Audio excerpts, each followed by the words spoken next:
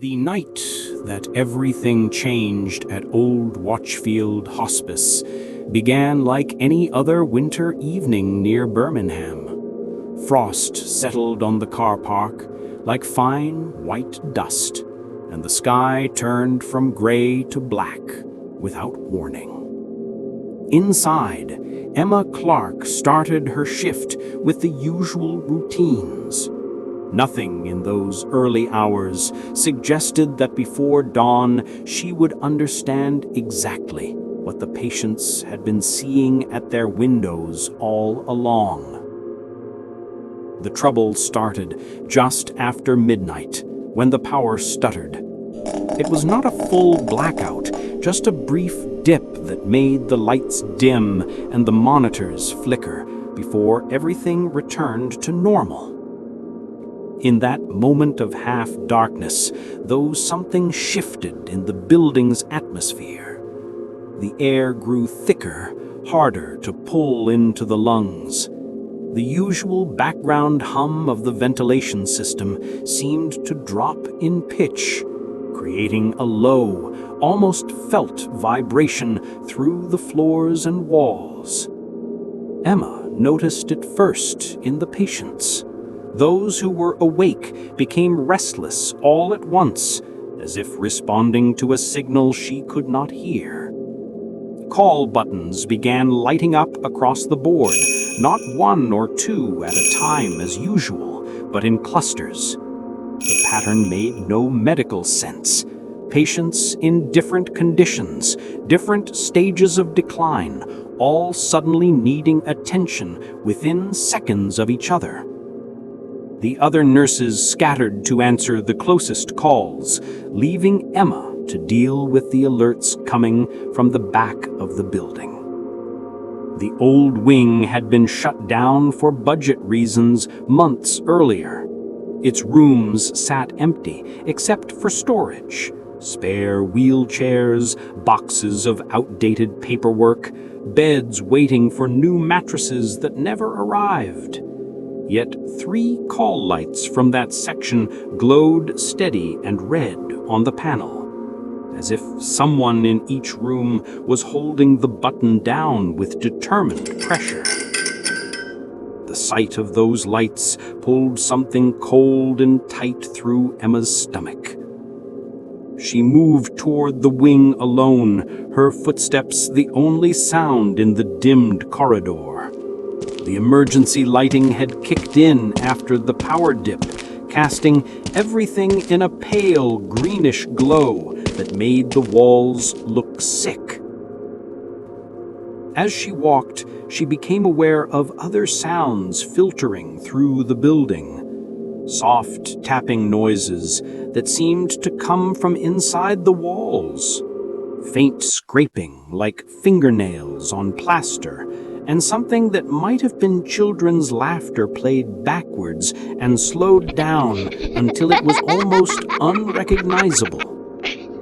Her breath came out in visible puffs, hanging in the air like small ghosts. The hallway stretched ahead of her longer than she remembered, with doors on either side standing closed and silent.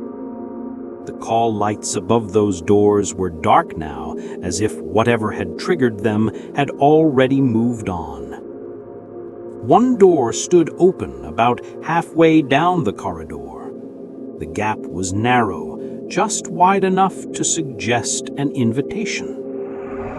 Emma's training told her to turn back, to call for help, but something deeper, something that had been building since the first entry in her notebook, pulled her forward.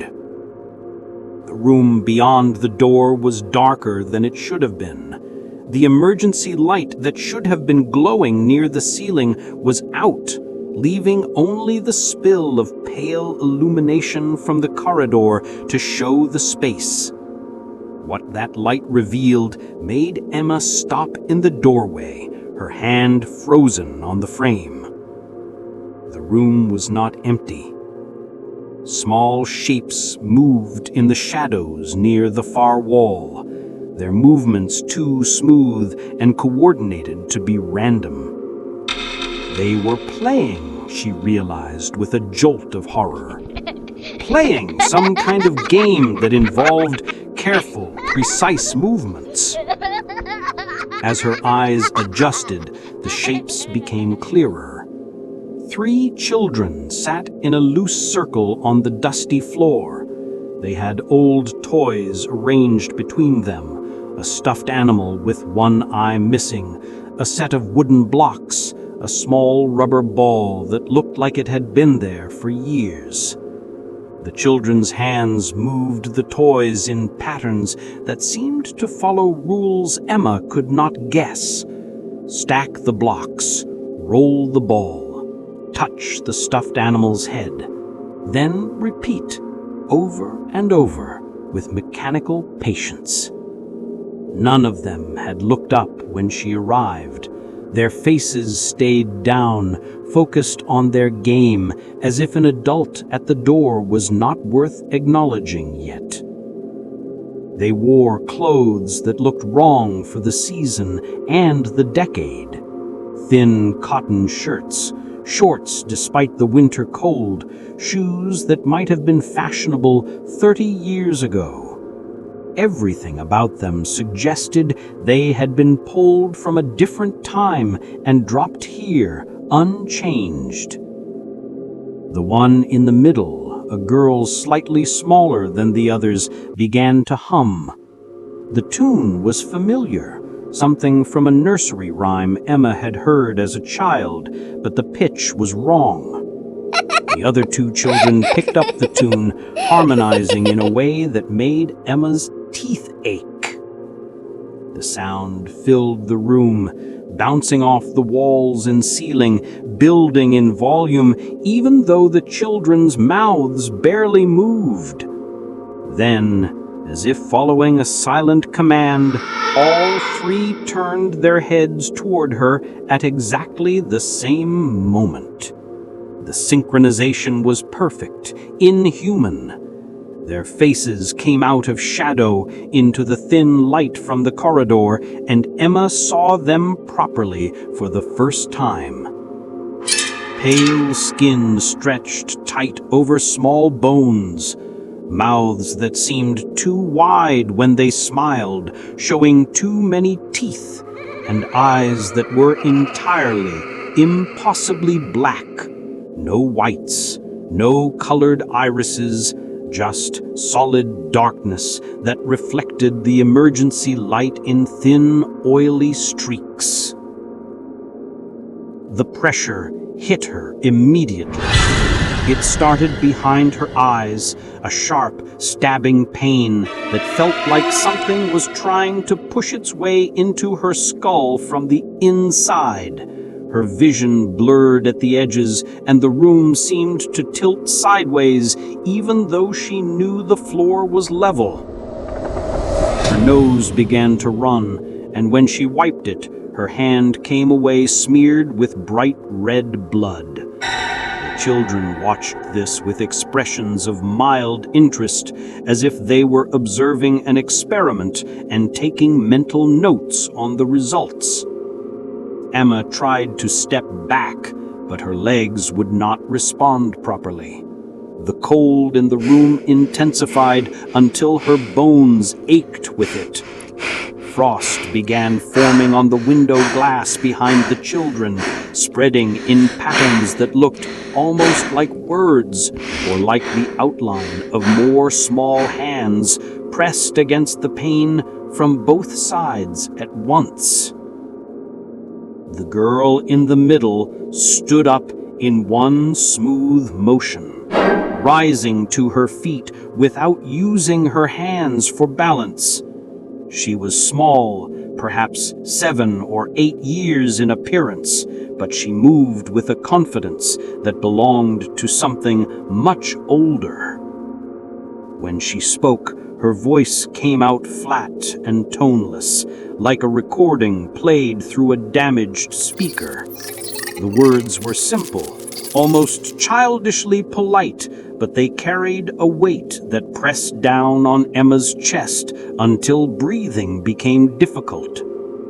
The girls said that they had been waiting for Emma. The door swung inward, and she fell more than walked across the threshold, collapsing to her knees just inside the room. Emma gasped for breath, her whole body shaking with exhaustion and pain. Blood from her nose had soaked the front of her uniform. Daniel sat up in his bed, his thin face pale with shock as he took in Emma's appearance. For a long moment, neither of them spoke.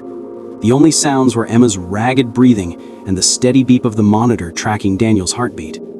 Behind Emma, just outside the doorway, the children gathered. She could feel them there without looking, but they did not enter. They stood at the threshold, watching, waiting. Daniel's eyes moved from Emma to the doorway, and his face went even paler. He could see them clearly, more clearly than Emma had ever seen them, because to him they were not strangers, but something far more complicated. Something he had once called friends. Emma told Daniel that the children were hurting patients, that whatever he had invited into the hospice was not what he thought it was. She said that his invitation had given them power, and only he could take that power away. Daniel's eyes filled with tears. He looked at the figures in the doorway, small, pale, their black eyes reflecting no light, then back at Emma's battered face. His voice came out small and trembling. He was sorry. He said he thought they were his friends.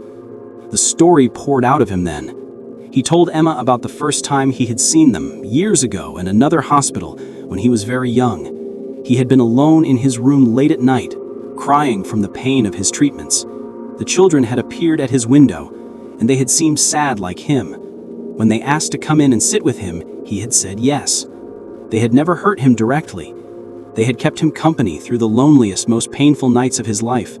He had trusted them. Over the years, as Daniel moved from hospital to hospital, the children became constants in his ever-changing world. They told him they could only visit places where people were dying, that they needed permission to move between rooms and buildings. They said they wished they could help more people who were suffering. Daniel, who had a kind heart despite everything he had endured, wanted to help them. At his previous hospital, he had invited them to visit other patients. People died peacefully after that, and Daniel thought the children had brought them comfort. When he arrived at Old Watchfield, the children came with him, but they were not strangers to the hospice. He explained, his voice growing quieter, that when he first saw them at his window on that first night, they seemed different than usual, excited almost. They told him they already knew this place. They said they had been here before, a long time ago, when the building was still a hospital. They said they had visited patients here for years, standing at windows, waiting to be invited in one person at a time. But it was slow, they complained. So slow. They could only reach the people who saw them and chose to let them in. Most patients were too frightened or too confused by medication to give clear permission. The children said they could only take those few who actively invited them, and it meant they had to wait and wait, sometimes for months, before finding someone willing to open their door. Then Daniel arrived, and they recognized him immediately. Their special friend from the other hospitals, the one who understood them, the one who had helped them before. They asked him if he would do what he had done at his previous hospital, give them permission to reach everyone, not just the ones who could see them. They said it would be a kindness, that it would help so many suffering people all at once. Daniel, tired and scared and wanting to do something good before he died, had agreed. He told them they could come for everyone, that they could use his permission to reach any patient in the building who was in pain. He thought he was showing mercy. He thought he was helping people stop hurting. What he did not understand was that his blanket invitation had changed everything. Before Daniel, the children could only appear and wait, hoping someone would notice them and invite them in individually. After Daniel's invitation, they no longer needed to wait. They could move freely through the building, entering any room, approaching any patient, whether that person could see them or not. It was his invitation that made their hunting so efficient, so deadly, so impossible to escape. But now, seeing Emma broken and bleeding on his floor, seeing the cold satisfaction in the children's faces, Daniel finally understood. They had lied to him. They had used his loneliness and his kindness as a doorway. The peace they brought was not comfort. It was death, coming too soon, stealing time that should have belonged to the living. The children in the doorway had not moved, but their presence felt heavier now, pressing against the room like a physical weight. Emma could see Daniel's hands shaking as he gripped his blanket. She could see the war happening on his young face, the fear of losing the only friends he had ever known, fighting against the horror of what those friends truly were. She reached out and put her bloody hand over his small one. She told him, in the gentlest voice she could manage, that he was not to blame, that he had been a child, alone and hurting, and they had taken advantage of that. But now he had a choice. He could let them continue, or he could take back what he had given them. The power was his. It had always been his. Daniel took a shaking breath. He looked once more at the children in the doorway, at the faces that had kept him company through years of pain. Then he looked back at Emma and made his choice. His voice was small at first, but grew stronger with each word. He spoke directly to the children, addressing them by the names they had given him long ago. He told them he understood now what they really were. He said he had been wrong to trust them, wrong to help them hurt others. He told them that real friends did not lie, and they had lied to him from the very beginning. Then, with a clarity that seemed too old for his young voice, Daniel revoked his invitation. He said they could no longer use him to reach others. They could not come to the hospice for everyone. They were not welcome in any room except his own, and even then, only when he chose to allow it. His invitation, freely given, was now freely taken back. The effect was immediate. The children's faces twisted, their masks of innocence slipping to reveal something cold and ancient underneath. The girl in the middle opened her mouth as if to protest, but no sound came out. Their forms began to flicker and fade, becoming less solid with each passing second. The cold that had filled the corridor lifted, the pressure that had made breathing difficult eased. The sense of being watched by something hungry and patient began to recede like water draining from a basin. The children did not vanish completely. For a few seconds longer they remained visible in the doorway, their black eyes fixed on Daniel with an expression that suggested this was not truly finished. Then they dissolved into shadow, melting back into the walls and floors. The room fell silent except for the steady beep of Daniel's monitor and Emma's labored breathing. Slowly the warmth returned. The lights in the corridor stopped flickering and glowed steady and normal. From somewhere down the hall came the sound of a nurse's shoes squeaking on tile and the distant murmur of voices. The hospice was returning to itself. Emma and Daniel sat together in that quiet room, both exhausted, both changed. Outside the window, the first hints of dawn began to lighten the sky, and somewhere in the walls of Old Watchfield, the black-eyed children waited in the darkness they had been forced back into, no longer able to hunt freely, but not entirely gone. In the days that followed, the hospice grew quieter. The pattern of early deaths stopped as abruptly as it had begun. Patients still passed away when their bodies could no longer sustain life, but the 3-day countdown no longer applied. Only Daniel's room remained different. Emma could feel it when she entered that space to check on him. The air was heavier there, the shadows darker, the sense of being watched more intense. Daniel himself seemed to have reached a kind of peace with whatever he had invited in. His pain lessened, his sleep deepened.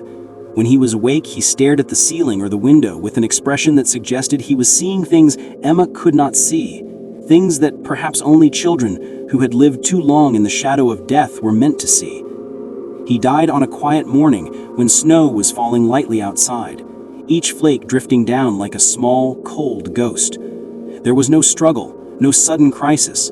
He simply stopped breathing between one moment and the next, as if he had chosen his time with the same quiet certainty he had shown throughout his stay. When Emma came in to check on him and found him gone, she noticed that the window was clear of frost for the first time in days. No small handprints marked the glass. No shadows lingered in the corners. Whatever had been waiting for Daniel had finally come and gone, taking what it needed and leaving the rest of the hospice alone. Emma kept working at Old Watchfield, although she requested a transfer to day shifts after a few weeks. The notebook stayed in her locker, no longer updated but never thrown away. It stood as proof of something she knew had happened, but could not explain to anyone who had not been there to see it.